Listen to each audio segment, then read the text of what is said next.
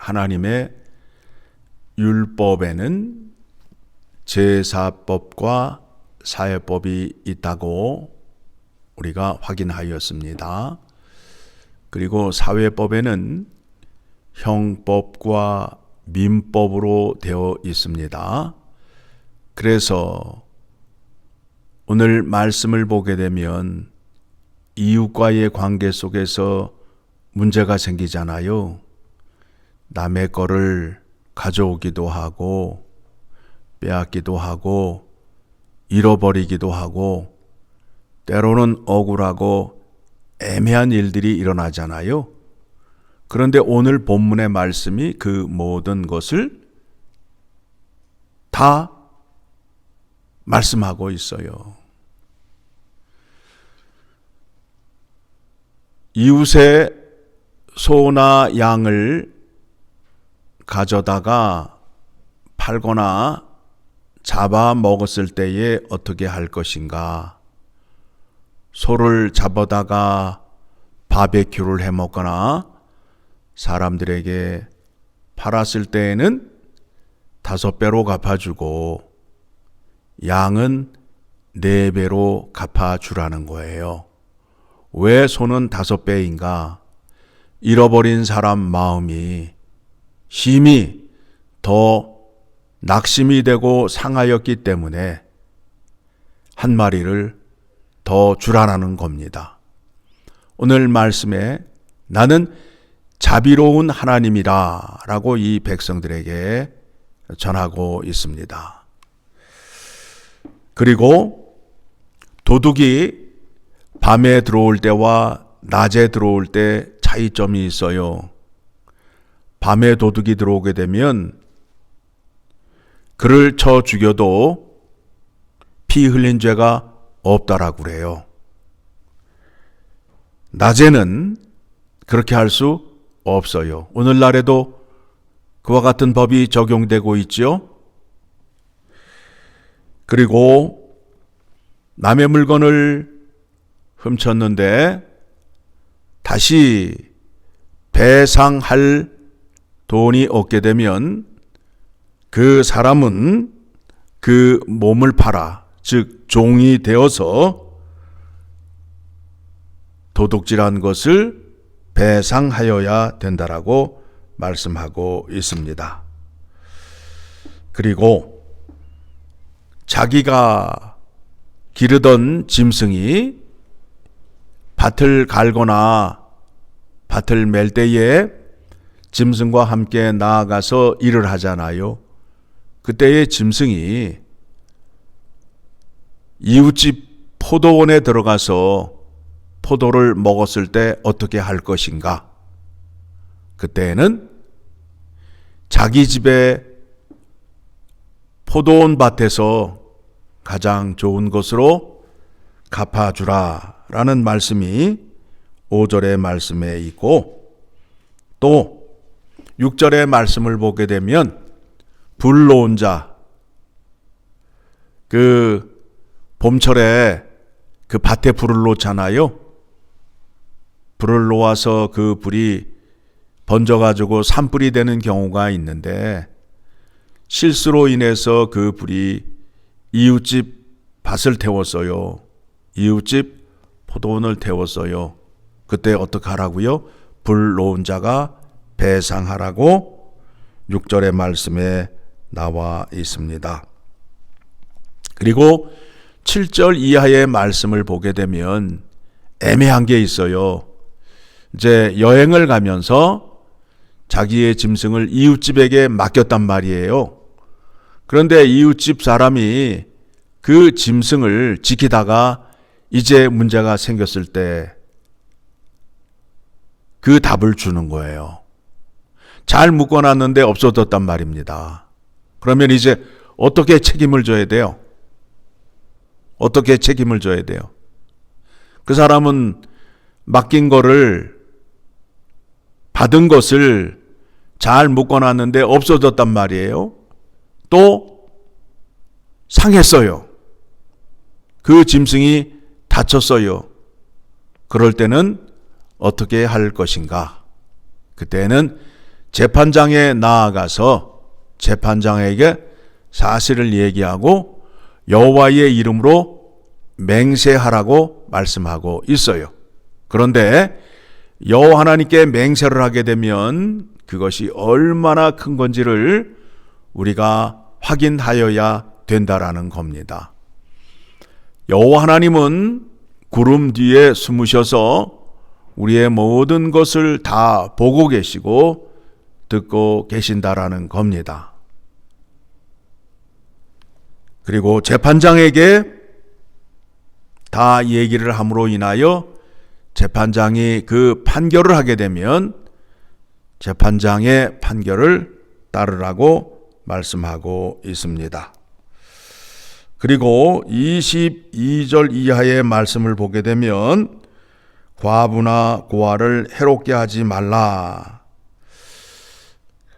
그 약한 자가 억울함을 당하였을 때 여호와 하나님 앞에 나와 그의 억울함을 부르짖을 때에 여호와 하나님께서 들으시고 그 약한 자의 억울함을 반드시 갚으시겠다라는 말씀입니다.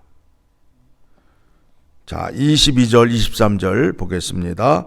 너는 과부나 고아를 해롭게 하지 말라. 내가 만일 그들을 해롭게 함으로 그들이 내게 부르짖으면 내가 반드시 그 부르짖음을 들으리라. 그러면서 24절 나의 노가 맹렬함으로 내가 칼로 너희를 죽이리니 너희의 아내는 과부가 되고 너희 자녀는 고아가 되리라. 여호와 하나님의 진노의 칼은 무서워요. 그래서 가난하고 힘없는 자를 괴롭힌 사람은 어떻게 된다고요? 죽임을 당하게 됨으로 인하여 그의 아내와 자식이 과부와 고아가 된다라는 겁니다. 하나님께서는 우리에게 말씀하시는데 뿌린 대로 거둔다, 심는 대로 거둔다라의 법칙을 우리에게 말씀하고 있습니다. 가난한 자와 외로운 자를 힘들게 하였더니 얻는 결과가 뭐예요? 자기가 가난한 자가 되고 외로운 자가 된다라는 겁니다. 그래서 우리가 이웃에게 저주를 퍼붓는 것이 아니라 원수를 사랑하는 자리까지 나가야 된다라는 겁니다. 그리고 여호와 하나님께서 판결을 하실 때에 가난한 자라 할지라도 하나님 말씀 앞에서는 정의롭게 판결을 하라는 거예요. 하나님 말씀 앞에서는 누구도 봐주거나 피해갈 수 없어요. 그 말씀을 기억하셔야 됩니다. 우리가 자꾸 자기 연민으로 가요. 나는 고생을 많이 했으니까 하나님께서 봐주시지 않겠는가라고 생각을 하는데 그렇지 않다라는 거예요. 나는 고생을 많이 하였기 때문에 하나님의 말씀을 지키지 않아도 하나님께서 봐주실 것이다 라고 생각하면 안 된다라는 거예요. 하나님은 말씀하신 대로 판결하시는 분이라는 것을 꼭 기억하시기 바랍니다. 그리고 26절 이하의 말씀을 보게 되면 내가 만일 이웃의 옷을 전장 잤거든 해가 지기 전에 그에게 돌려보내라. 그것이 유일한 옷이라. 겉옷을 말하는데 유대인들의 겉옷은 낮에는 외출복이고 밤에는 이불이 담요가 되는 겁니다. 그러므로 인해서 밤에는 돌려주라는 거예요. 그러면 내가 손해잖아 라고 생각할 수 있지만, 하나님은 자비를 베푸는 자에게 하나님께서 자비를 베푸신다는 거예요. 하나님의 그 자비의 법칙을 여러분이 아시게 되면 용서의 자리로 나아갈 수 있고 긍휼의 자리로 나아갈 수 있다라는 겁니다. 내가 이웃에게 자비를 베풀게 되면 자비로운 하나님께서 자비를 베푼 자에게 가만히 있으시는 게 아니라 그에게 더 큰 자비를 베풀어 줌으로 인하여 그가 복을 받게 된다라는 겁니다.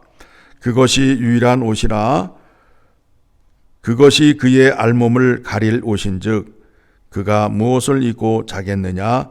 그가 내게 부르짖으면 내가 드리리니 나는 자비로운 자임이니라 라고 말씀하고 있습니다.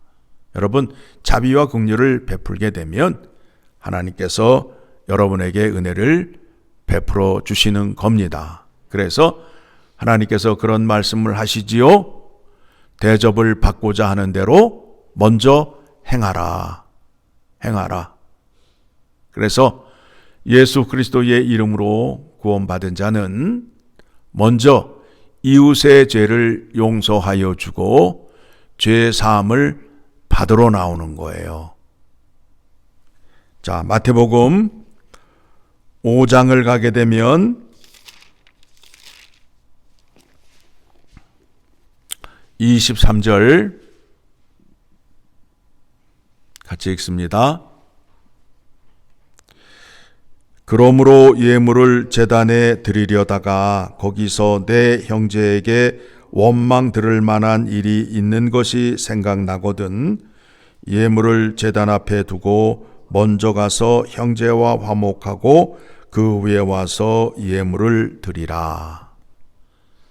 형제를 용서하지 않고 예배를 드리게 되면 그 예배가 여호와 하나님 앞에 상달되지 않는다라는 겁니다.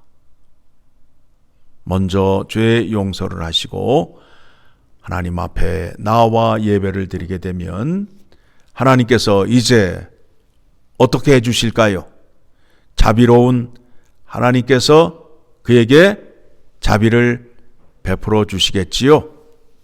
하나님의 그 큰 손으로 우리에게 자비를 베풀어 주시게 되면 우리의 삶이 윤택해지고 기뻐지고 행복해질 수밖에 없습니다. 자, 오늘 출애굽기 23장의 말씀을 통해서 이웃과의 관계 속에서 이 물질로 인하여 문제가 생겼을 때에 어떻게 처리를 하여야 하는가에 대한 지혜를 얻었고 그 가운데에 하나님께서 자비를 베풀며 살라라는 말씀을 우리에게 주셨습니다. 여러분들도 자비를 많이 베푸는 생활을 하심으로 인하여 자비로우신 하나님께 큰 복 받는 여러분 되시기를 간절히 소망합니다.